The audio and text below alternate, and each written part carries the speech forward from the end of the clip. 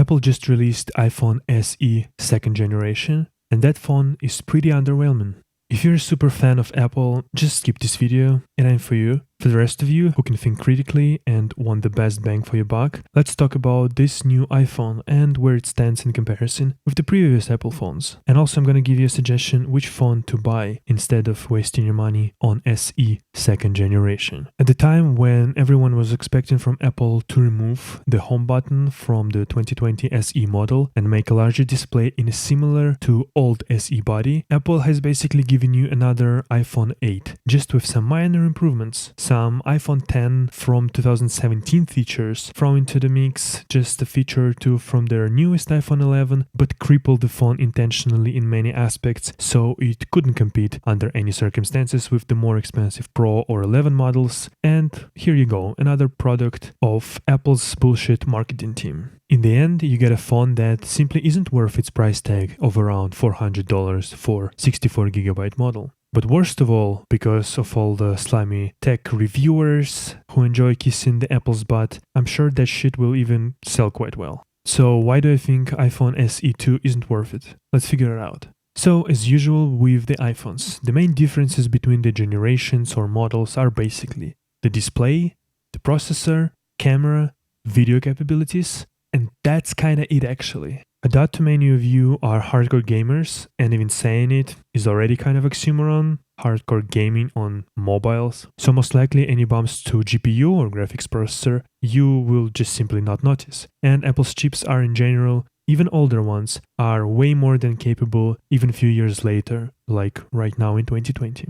Since 2017 and iPhone 8 and 10, I think every iPhone now gets a wireless charging, and everything supports fast charging as well.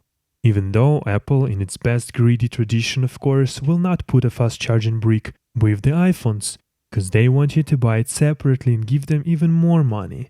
This is what happens when a company is being run by a profit-oriented paper pusher and not a person who wanted you to have the best experience possible. But regardless. So, if the main differences aren't auxiliary features, it must be main ones, right? Well, turns out no. Again, thanks to the fact that Apple now is run by marketing and profit-oriented teams, you will not actually get a great deal if you spend $400 on this phone.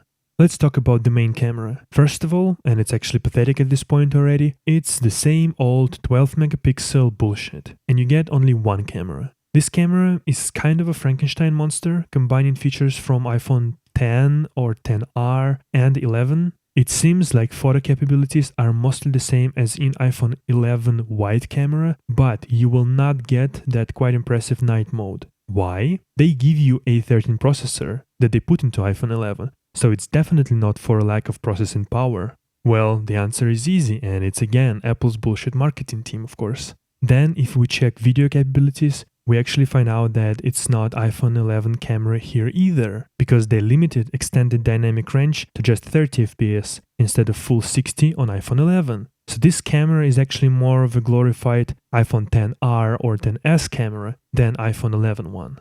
And then of course, since there is no true depth camera, you don't get any emojis or memojis, and you get a standard 7-megapixel front-facing camera that Apple has been using since like 2018. And the last thing how Apple tries to screw over you is of course the display. Again, it's a mixture of their old iPhone 6 LCD display with the resolution of just a little bit above 720p in 2020. It's ridiculous, when many Android phones have twice that resolution at a similar price. But in SE 2nd generation, they've improved the brightness and added true tone and wider color gamut. However, they removed 3D touch. Literally the best Apple's invention since like the first iPhone. Now they've been continually killing that feature, basically turning iPhone with their like really cool and interesting and like special technologies into just like a glorified Android phone, which is pathetic. Poor Steve Jobs would have fired all these clowns if he had seen what they've done to the iPhones.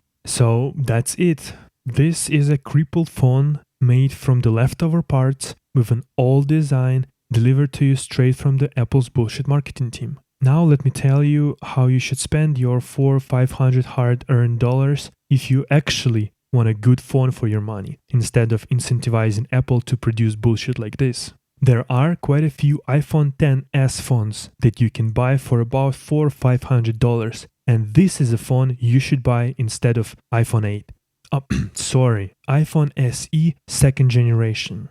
iPhone XS not only has a bigger screen of 5.8 inches instead of 4.7, but it's in pretty much the same sized body as iPhone SE 2. And also, that screen is OLED, which has way better contrast ratio, and it also has HDR, which SE doesn't have, and it still has 3D touch, as well as all the rest of the things that new SE features. Plus, it has not one but two main cameras, both of which are optically stabilized, no bullshit here. And you will get access to their Memoji and emoji capabilities thanks to that front-facing true depth camera, if that's your thing. You will have the same battery life as SE, and potentially you can get way more storage with XS, because when they launched it, the storage capacity went from 64GB and then to 256GB and then to 512, unlike this new SE where you go from 64 to 128 and only then to 256, and there is no 500GB model. So it means that at the time, I would guess quite a few people added like $100 extra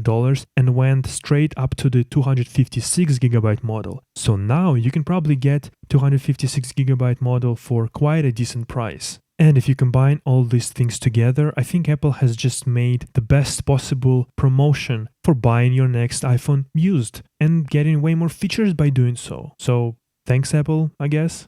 As a conclusion, I would like to say, try to buy your electronics used, especially when it comes to Apple. There's no shame in it, and you can get way better deal than whatever Apple is pushing to you nowadays. Simply because their flagship products from just a year or two ago, like iPhone XS, were actually better phones than the newer versions.